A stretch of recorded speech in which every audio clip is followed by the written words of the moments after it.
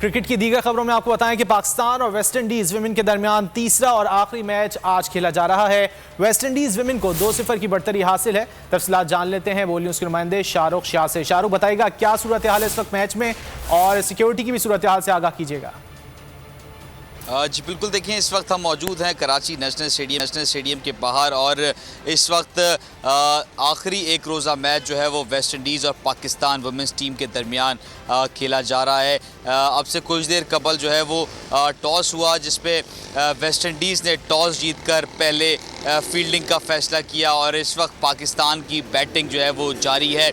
इस वक्त भी सिक्योरिटी के हवाले से अगर मैं बात करूं तो सिक्योरिटी के सख्त तरीन इंतज़ामात देखने में आ रहे हैं, जबकि ट्रैफिक को रवा दवा रखने के लिए भी ट्रैफिक एहलकार जो है वो सड़कों पर मौजूद है।